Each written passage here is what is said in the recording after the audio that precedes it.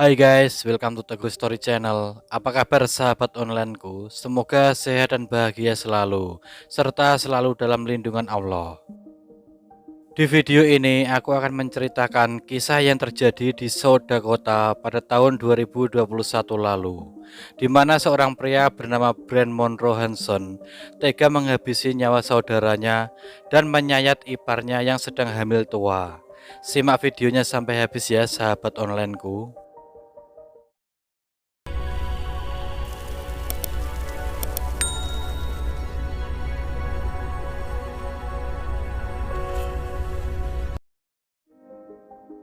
Brent Monroe Hanson adalah pria berusia 57 tahun. Dia memiliki saudara laki-laki bernama Clyde Hanson dan iparnya bernama Jessica Hanson. Clyde bekerja sebagai marketing. Mereka tinggal satu apartemen namun beda lantai. Brent tinggal di lantai bawah dan Clyde beserta istrinya tinggal di lantai atas. Mereka tinggal di Milbank, South Dakota, Amerika Serikat. Awalnya mereka adalah keluarga yang rukun.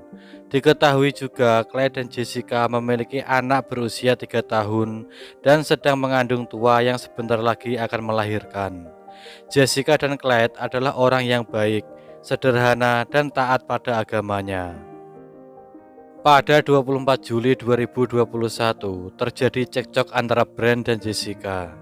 Cekcok itu bermula saat saudara iparnya Jessica Hanson pulang dari dokter. Dia menanyakan anjingnya yang dititipkan kepada Brent. Brent menjawab kalau anjingnya telah dibawa ke sebuah peternakan. Namun Brent tidak memberitahukan di mana peternakan itu, sehingga membuat Jessica marah kepada Brent dan terjadilah cekcok. Dari situlah hubungan mereka menjadi renggang. Saat cekcok itu terjadi, Brent mengancam akan mengusir Jessica dari rumahnya, dan Brent juga sempat mendorong bahkan memukul kepala Jessica. Sejak itu juga Jessica merasa dirinya terancam dan tidak aman. Jessica juga telah melaporkannya kepada polisi, namun belum ada tindak lanjut atas masalah itu. Brent hanya diberikan peringatan.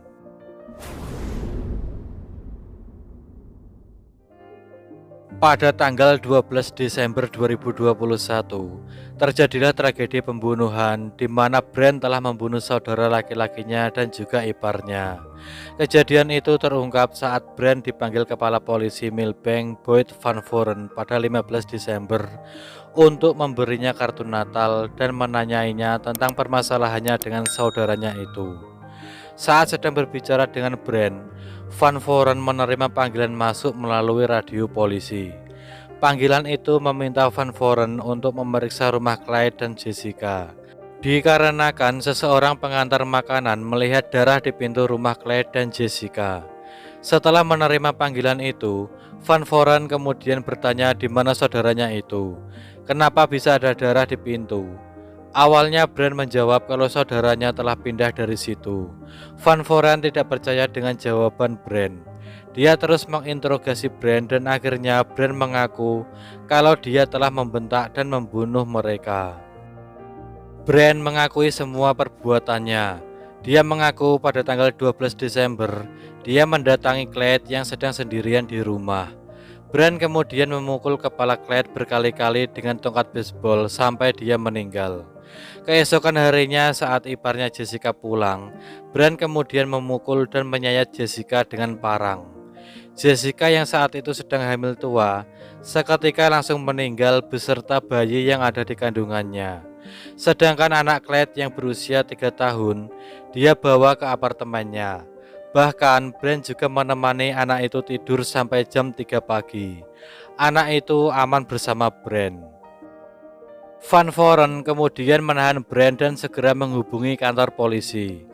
Van Voren beserta polisi Kevin Owen kemudian pergi ke rumah Clyde dan memeriksa rumahnya.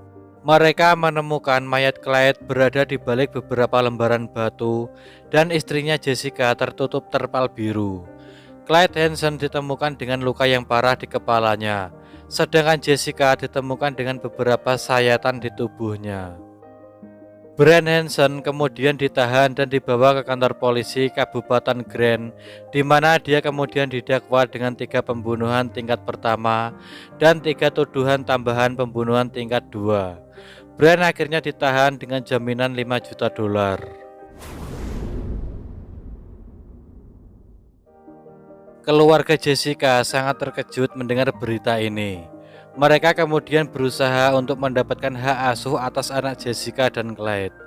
Saudara-saudara Jessica berusaha untuk mengumpulkan uang yang akan digunakan untuk membawa mayat Jessica ke tempat asalnya dan dimakamkan di tempat asalnya. Mereka juga melakukan penggalangan dana dan meminta bantuan kepada masyarakat yang bersedia membantunya. Uang itu nantinya akan dialokasikan untuk biaya pemakaman dan biaya perjalanan. Karena keluarga dekat Jessica tidak tinggal di South Dakota dan perlu mengambil dokumen penting untuk putra Jessica. Dari kisah ini bisa kita petik pelajaran bahwasannya jika ada masalah bisa diselesaikan dengan baik-baik, tidak harus ada dendam, apalagi dengan keluarga. Hanya karena sedikit masalah sampai menghilangkan nyawa seseorang. Dendam, sakit hati hanya akan berdampak buruk untuk diri kita sendiri dan orang lain.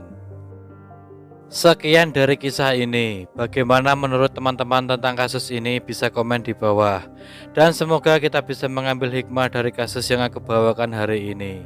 Bagi yang belum subscribe, bisa tekan tombol subscribe, like, komen, dan share, serta nyalakan lonceng notifikasinya agar teman-teman tidak ketinggalan video dari aku selanjutnya.